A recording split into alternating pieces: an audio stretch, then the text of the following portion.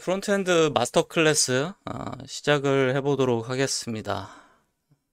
이번 강의를 시작하기에 앞서서 여러분들의 실력을 저는 이렇게 설정을 했어요. 여러분들마다 실력차가 다 있으시겠지만 반년 정도 부트캠프에서 준수한 성적으로 졸업을 해서 반년 정도는 포트폴리오나 아니면 개인적인 독학, 사이드 프로젝트 같은 거, 토이 프로젝트 하면서 열심히 공부를 한, 그래서 이제 막 회사에 취직을 했는데 그럼에도 불구하고 주말에 시간을 내서 공부를 하고자 하는 그런 개발자를 상정하고서 수업을 준비를 했습니다.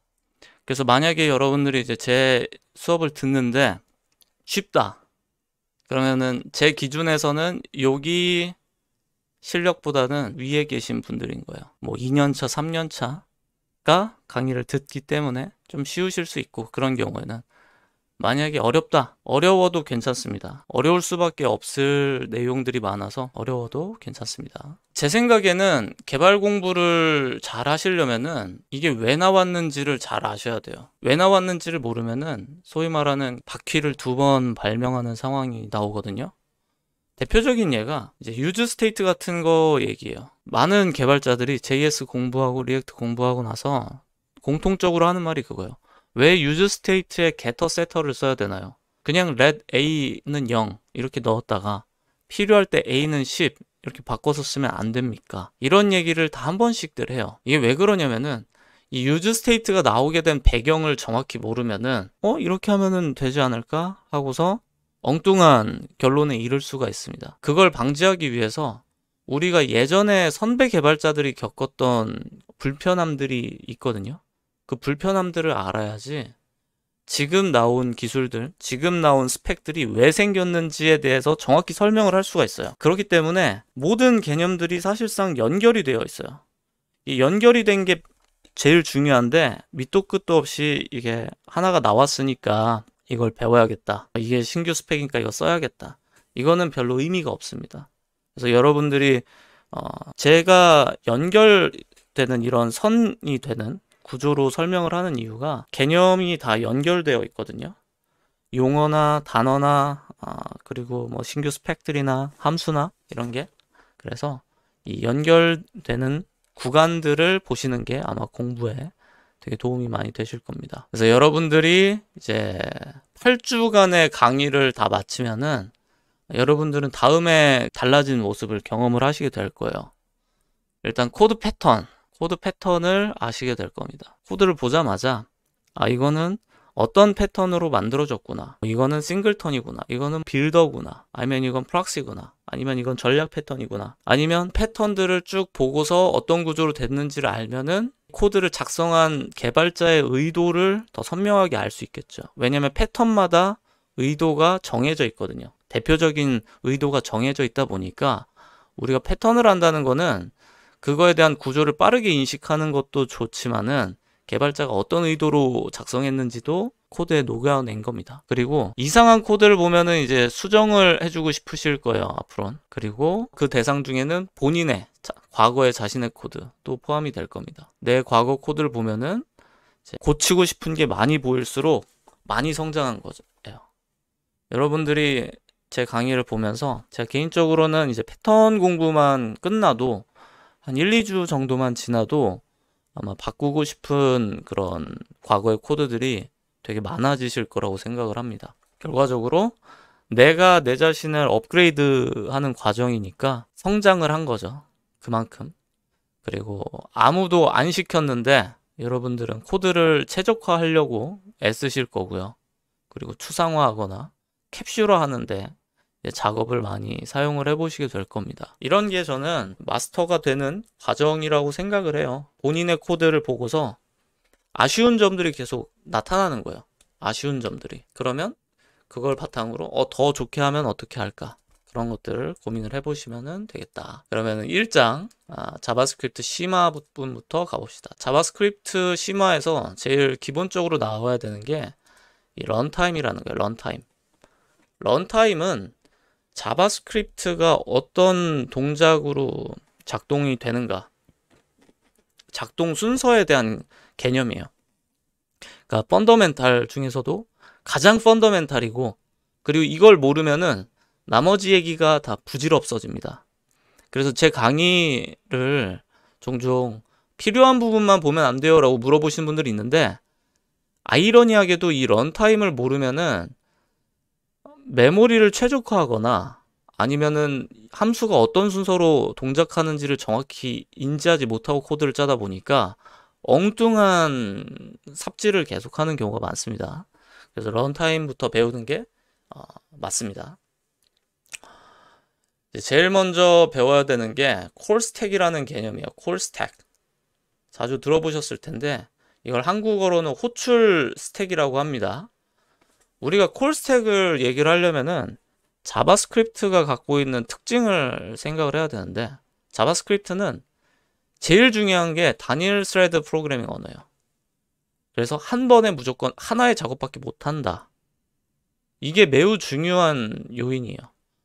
그래서 콜스택은 현재 실행 중인 코드 위치를 추적하는 데이터 구조다 해서 이렇게 나왔는데, 여기 제가 그 JS를 슈퍼맨 몸을 해놓고 머리만 이렇게 JS를 했는데, 자바스크립트는 한 명의 슈퍼맨이 모든 일을 혼자서 다 처리를 하는 작동 방식이에요.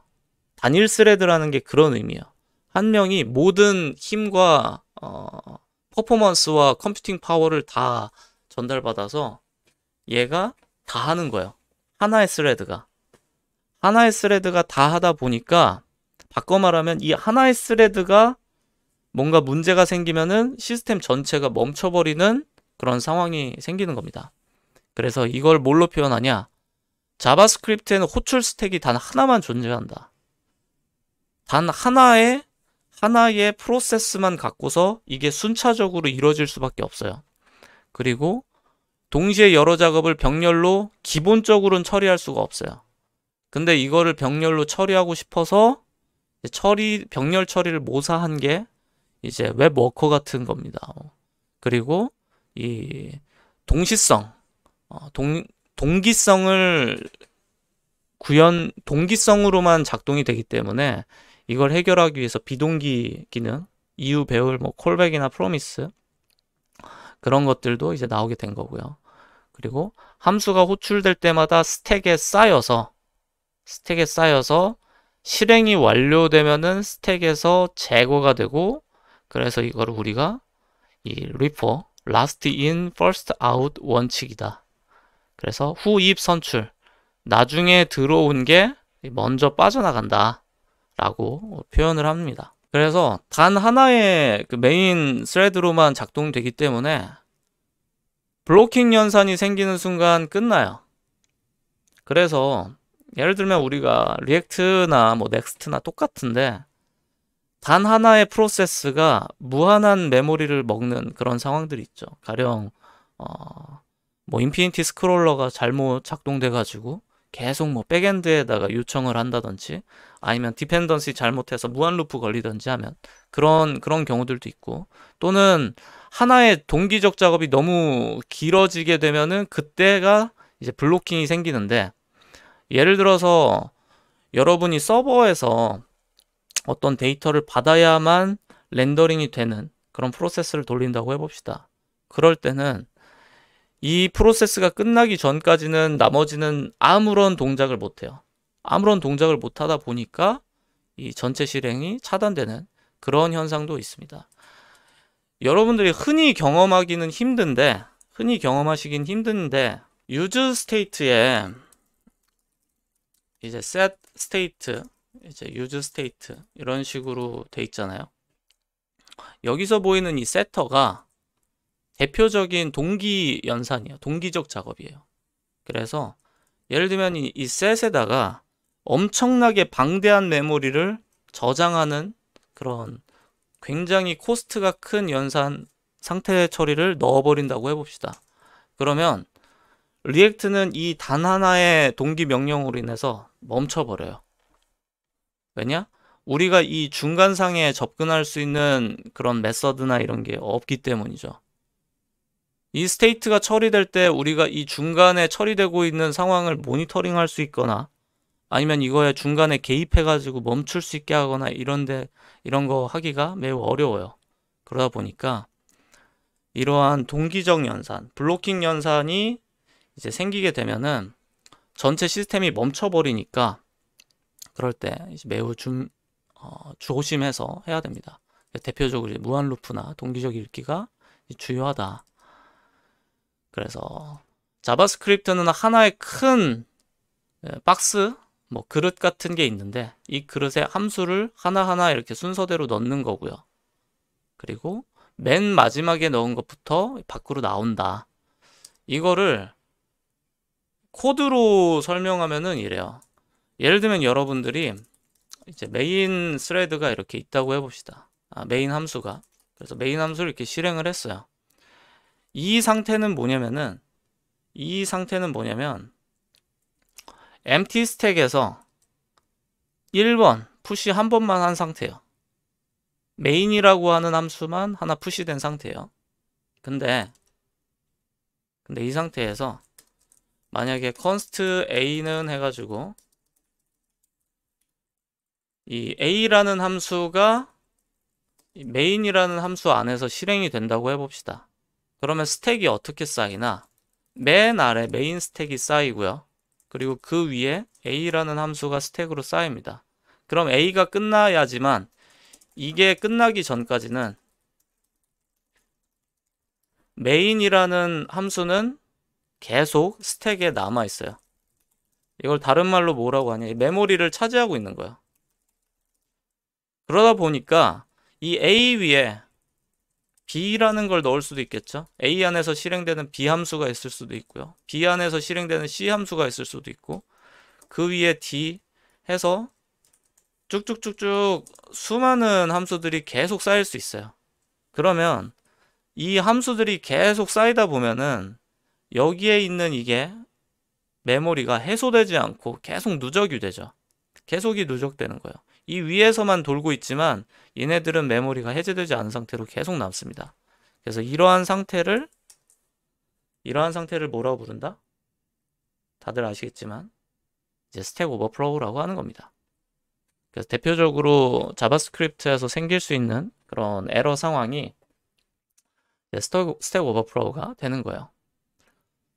여기서 이제 생기는 게 자바스크립트의 강점이거든요. 강점은 뭐냐면은 우리가 단일 스레드잖아요. 단 하나의 슈퍼맨이 모든 일을 처리를 해요. 그러다 보니까 어떤 장점이 있냐면은 이건 단점이라기보다는 이제 에러가 생길 수 있는 케이스고 장점은 뭐냐면은 스레드 안정성이라고 부릅니다. 그래서 영어로 이제 스레드 세이프티라고 부르는데 이게 뭐냐? 경쟁 조건이나 데드락 상황에서는 문제가 일반적으로는 안 생겨요. 단일 스레드다 보니까. 그리고 공유 자원에 대한 복잡성이 낮아진다라는 표현을 합니다. 그럼 이제 여러분들이 궁금해 하시겠죠? 여기서 말하는 이 경쟁 조건이라는 게 뭘까? 경쟁 조건. 이제 원시 타입은 객체가 아니며 메서드를 가지지 않는 가장 기본적인 JS에서 가장 원시적인 기본적인 타입이고요. 그래서 넘버가 있고 넘버 같은 경우에는 이렇게 정수 그리고 이렇게 소수점까지 있는 그런 숫자랑 그리고 none 그리고 infinity 이 none이랑 infinity도 다 사용됩니다. 이 infinity는 함수형 프로그래밍에서 나중에 또 설명될 거예요. 이게 용법이 있습니다. 그리고 none도 당연히 개발해 보셔서 종종 마주하셨죠. 그래서 none도 있고요. 그리고 문자열, 그리고 불리언 값, 그리고 undefined, null, 그리고 symbol, 그리고 마지막으로 이제 big int입니다. 그래서 한 가지 이제 여러분들이 아셔야 되는 것 중에 하나 뭐냐면은 넘버를 사용할 때의 그 가장 큰 값이 뭘까요? 라는 질문을 아마 안 해보셨을 거예요. 예를 들면 숫자 계산을 하는데 충분히 큰 숫자를 여러분들이 다뤄볼 기회가 없으셨을 수 있거든요. 근데 넘버 타입은 상한이 있어요. 상한이 어떻게 있을까요? 생각해보면 간단하거든요. 이 넘버에 인피니티라는 게 있어요. 이건 무한이죠. 근데 무한이라는 거는 무한이 아닌 숫자가 있어야 돼요. 유한의 유한의 끝인 숫자가 있고 그 이상부터는 무한이에요. 그럼 그 유한의 끝이 어디냐? 넘버라고 하는 유한값의 끝은 어디일까? 그래서 알아두시면 좋은 숫자가 넘버의 최상단은 2의 53승 마이너스 1입니다. 2의 53승 마이너스 1이 넘버의 그 끝값이에요. 그리고 이 이상부터가 인피니티라고 정의되는 겁니다.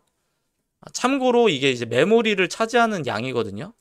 그러니까 우리가 메모리는 0하고 1로 저장이 되잖아요. 그러니까 총 54개를 사용을 하고 여기는 1은 뭐냐면은 플러스인지 마이너스인지 저장하는 용도로 붙어서 메모리 하나는 그렇게 사용이 됩니다. 그리고 나머지는 이만큼 53개는 숫자를 다루는 그런 식으로 되는 거예요. 그래서 숫자가 만약에 이것보다 크면 어떻게 합니까? 이런 거에 대한 처리가 필요하잖아요. 이런 거에 대한 처리가 필요하니까 이제 나온 게 ES2020에서 추가된 게 빅인트라는 그런 겁니다. 그래서 빅인트는 사용법이 그렇게 어렵지 않아요. 그냥 맨 뒤에다가 n이라고 하면은 빅인트로 처리가 됩니다. 그리고 빅인트는 놀랍게도 모든 숫자, 진짜 한도 끝도 없는 무한대의 숫자를 해도 상관은 없어요. 대신에 무한대의 숫자를 넣는다고 하면은 그만큼 메모리를 엄청나게 많이 차지하니까 연산이 느려질 뿐입니다. 연산이 느려질 뿐 사실상 무한대까지 처리가 다 됩니다. 그래서 여러분들이 이제 원시 타입에 대해서 알고 계셔야 되는 게 뭐냐면은 원시 타입이 이제 이뮤터블하다. 이뮤터블해서 값 자체가 복사가 된다. 라는 걸 이제 기억하시면 좋아요. 그래서 예를 들면은 A가 10이고 B가 A를 하면은 A를 A라고 똑같이 선언을 해주면은 그러면 요거는 10이라는 값을 현재 딱 복사를 한 거죠. 그래서 B를 20으로 바꾼다고 해도 A가 반영되지는 않아요. 근데 객체 같은 경우는 우리가 참조값 주소가 복사되는 얕은 복사 방식이죠. 그러다 보니까 같이 변경되죠. 같이 변경되고 이거는 깊은 복사와 유사한 형태로 된다. 그래서 원시 타입의 변경 불가능이라는 거의 의미는 요런 거예요. 요런 겁니다. 그래서 콜 스택에서는 원시 타입과 실행 컨텍스트가 같이 저장된다고 하는데 다시 돌아와서 여기 이 콜 스택에 지금 누적되고 있잖아요. 메인 A, B, C, D 이런 식으로. 그러면 여기 안에서 선언된 예를 들면 B는 10이다. 이런 것들은 원시 타입 데이터죠. 그러니까 이 원시 타입 데이터들은 해당 콜 스택에 같이 저장이 되는 겁니다. 같이 저장이 되고 그리고 실행 컨텍스트가 같이 저장된다. 실행 컨텍스트라는 게 엄청나게 중요한 단어예요. 프로그래밍에서. 그래서 실행 컨텍스트에 대한 설명으로 한번 가봅시다. 실행 컨텍스트는 실행 가능한 코드에 제공할 환경 정보를 모아놓은 객체다. 그래서 변수 객체, Variable Object라고 하고 줄여서 VO라고 합니다. 요거는 자주 사용되는 단어예요. 외워두셔야 됩니다. 실행 컨텍스트를 구성하고 있는 3개의 정보가 뭐냐? 변수 객체, 스콥 체인, 디스다. 이거는 그냥 뇌에다가 각인을 해 놓으시면 돼요. 근데 변수 객체, 스콥 체인, 디스는 그럼 도대체 뭘까? 라는 궁금증이 생기죠. 여기서 제일 중요한 게 디스부터 이해하면 됩니다. 디스가 도대체 뭐냐? 여러분들 디스는 뭐냐면은 이게 디스라는 거를 우리가 영어로 표현하면은 이거잖아요. 이거. 근데 완벽하게 설명하면은 한글로 비우면 나라는 거랑 똑같아요. 나가 뭡니까? 예를 들어서 제가 나라고 하면은 저는 누구예요? 제가 나에 대해서 설명하면은 나는 한상훈이야. 나는 남자야. 뭐 나는 몇 살이야? 나는 어디 살고 있고 뭐 내 인종은 뭐고 내 국적은 뭐고 이게 나잖아요. 근데 만약에 여러분이 나라고 하면은 여러분이 저랑 똑같을 수 없죠. 여러분은 여러분이잖아요. 여러분이 만약에 민수면은 여러분이라는 객체에다가 이게 여러분이라는 객체예요. 근데 여러분이라는 객체에다가 나에 대해서 질문을 하면은 그거는 서로 다른 거죠. 제가 호출하면은 저에 대한 정보고 여러분이 여러분에 대해서 호출하면은 그건 여러분인 거죠. 그러니까 결과적으로 이 this는 뭐냐면은 결국은 나예요, 나. 영어로 표현하면 I라고 표현할 수 있어요. 그래서 나란 누구냐? person이라고 하는 객체가 갖고 있는 나라는 정보는 뭐냐? 여기서 보면은 person이라고 하는 객체가 갖고 있는 얘 기준에서 나는 name은 민수고 say hi라고 하는 거는 이러한 동작을 하는 함수 메서드인 거죠. 얘한테서는 이게 this예요. 근데 저한테서는 이게 this가 아닌 거죠. 이해되시나요? 그래서 실생활에서 우리는 누구나 나를 설명할 때 나는 누굽니다라고 다 할 수 있는데 호출한 사람에 따라 나라는 존재는 달라집니다. 그것처럼 this는 호출한 곳에 따라 달라진다. 이게 제일 중요한 개념이에요. this는 호출한 곳에 따라 달라지면서 바꿔 말하면 누가 스스로를 나라고 부르느냐에 따라서 달라지는 거랑 정확하게 일치합니다. 그래서 면접관이 this에 대해서 설명해 주세요 하면은 this는 접니다 이런 식으로는 표현하면 안 되지만 중요한 건 this가 호출되는 곳, 그곳이 곧 이 this가 보고 있는 실행 컨텍스트를 차지하게 되는 겁니다. 그래서 여러분이 놀랍게도 여러분은 사람이지만 개발자잖아요. 여러분은 누구냐? 여러분은 객체예요. 여러분은 모르셨지만 여러분은 객체입니다. 여러분은 이름이 있어요. 예를 들면 김민수라고 해보겠습니다. 여러분은 이름이 있죠. 여러분은 성별이 있죠. 뭐 남자라고 해봅시다. 여러분은 나이가 있으실 거고요. 여러분이 할 수 있는 기능들이 있죠. 여러분이 할 수 있는 기능이 뭐가 있나요? 뭐 먹을 수 있죠. 그리고 잘 수도 있죠. 그리고 또 뭐 할 수 있습니까? 공부. 지금 하시는 게 공부죠. 공부할 수 있어요. 근데 여러분이 만약에 여러분 중에 어떤 분들은 축구를 할 수 있지만 사커가 이건가요? 축구를 할 수 있지만 여러분 중에 어떤 분들은 축구를 못해요. 메서드가 없어요. 메서드가 없는 거는 우리가 같은 인간이지만 이 this의 실행 컨텍스트가 달라서 그렇습니다. 개발 용어로 표현하면은 너는 축구를 못해? 너는 그 사커 메서드가 없는 컨텍스트를 갖고 있구나 라고 표현할 수 있는 거예요. 이해되시나요? 그래서 여러분들이 이제 함수를 만든다는 거는 뭐냐면 여러분만의 그 소중한 객체를 만드는 겁니다. 그래서 여러분들이 함수를 생성을 한다. 그러면은 여러분들이 메서드를 하나하나 쥐어줄 수 있는 거예요. 이제 아기 함수를 만들었어요. 근데 여기다가 여러분들이 손에다가 쥐어주는 겁니다. 앞으로 좋은 함수가 되렴 해서 너가 할 수 있는 거는 뭐 너는 계산을 할 수 있어. calculate 해가지고 이런 펑션들을 여러분이 주어주면은 이 함수가 가지고 있는 실행 컨텍스트가 확장된 거죠. 확장된 거고, 그리고 여기서 this로 접근 가능한 게 this가 접근 가능한 게 그만큼 늘어난 겁니다. 이해되시나요? 그러면 이런 식으로 이제 늘어난 건데 생각을 해봅시다. 이렇게 모든 뭐 이름이나 메서드나 아니면 여기 전달되어야 되는 어떤 뭐 파라미터들이 있을 수 있잖아요. 이런 모든 정보들이 이 해당 객체가 실행되기 위해서는 필요해요. 필요하니까 이런 거를 어떻게 하면 좋냐? 이런 걸 다 담아야 돼요.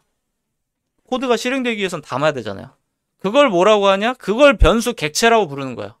일단은 맵 자료형을 현업에서 많이 안 써보신 분들이 많이 있을 거예요. 근데 맵이 상당히 강력합니다. 이 특정 상황에서는 맵을 쓰는 게 사실 정답이다 라고 말할 수 있을 정도로 맵이 굉장히 중요합니다. 그래서 여기 이제 제가 이미지를 GPT 통해서 만들었는데, 맵은 그 해시 테이블로 작동을 해요. 그래서 이런 칸 안에다가 여기 뭐 빨간 상자가 아니라 빨간 상자라고 되어 있는데, 어떤 형태의 키든 다 받습니다. 펑션 형태의 키를 받던 뭐 숫자건 아니면 객체건 뭐 다 받고, 그리고 그거에 따라서 원하는 데이터들을 다 넣을 수 있는 그런 복합적인 데이터 저장소라고 볼 수 있어요. 그러니까 키로 이것저것 다 쓸 수 있다는 게 굉장히 강점이죠. 그래서 ECMA 스크립트 2015 때 워낙 이제 도입된 게 많은데, 그 중에서도 대표적인 자료형이 이제 맵 자료형이 되겠습니다. 그래서 기본 특징이 이 키 타입 다양성, 모든 타입을 다 받는다. 객체, 함수, 원식값 등. 우리가 보통 객체를 많이 사용하다 보니까, 객체는 키가 뭐죠? 문자열이죠. 문자열 키로만 쓰다 보니까 이 생각의 틀이 문자열에 고정된 경우가 많아요. 근데 이 틀을 깨는 케이스들을 몇 개만 아시면은 그때서부터는 이제 맵을 폭넓게 사용을 할 수 있습니다. 그리고 굉장히 중요한 부분 중에 하나가 이 순서 보장이라는 거예요. 순서 보장. 예를 들어서 우리가 객체에다가 데이터를 저장을 했는데, 그거를 순차적으로 다시 뭐 반복문을 통해서 뽑아내야 되는 경우들이 있을 수 있어요. 그럴 때 맵을 사용하면은 훨씬 좋다는 거죠. 객체를 쓰기보다는. 객체에서는 순서 보장이 안 되니까, 만약에 객체에서 순서에 따라서 반복문을 실행하려면은 객체 안에 있는 어떤 키나 아니면 값을 기준으로 루프를 돌아야 되거든요. 근데 그러면 그 과정에서 추가적인 연산이 발생을 하죠. 그러다 보니까 당연히 객체보다는 순서 보장되는 특징 때문에 반복으로 뽑아낼 때 더 강점이 있고, 그리고 크기 추적에 유리하다. 이 맵을 생성한 다음에 그냥 사이즈를 넣어버리면은 바로 몇 개가 들어갔는지 알 수 있기 때문에, 사이즈를 측정을 해야 되는 케이스, 사이즈를 클라이언트 사이드에서 뭐 보여주는, 렌더링용에서 보여주는 경우들이 많이 있죠. 그럴 때는 맵에다가 저장하는 게 상당히 좋다. 그리고 이제 맵 전용 몇 가지 메서드가 있고요. 그리고 이제 성능상의 이점이 있습니다. 성능상 이점. 이게 뭐냐면은, 객체보다 그 안에다가 키밸류를 삭제하거나 추가할 때 이점이 있어요. 그래서 크게는 이 다섯 가지 강점 때문에 이제 맵을 사용을 하고, 요 강점을 살리는 시나리오에서 여러분들이 맵을 쓰면 되겠습니다. 근데 이제 한 가지 궁금하실 수 있는 게, 왜 맵이 오브젝트보다 추가 삭제 상황에서 성능이 뛰어날까? 그래서 보통은 이렇게 설명을 해요. 이제 맵은 뭐 해시 테이블 기반으로 구현이 되어 있어서, 그래서 5의 1 시간 복잡도를 가진다. 근데 오타가 있네요. 객체도 5의 1의 시간 복잡도에 준해요. 이게 준한다는 게 뭐냐면은, 객체도 키에 접근하면은 바로 값 뽑아낼 수 있는 거 아닙니까? 맞아요. 근데 맞는데 어떤 차이가 있냐면은, 객체가, 우리가 자바스크립트 엔진이 객체를 다루는 그 작동 방식에 주목을 해야 돼요.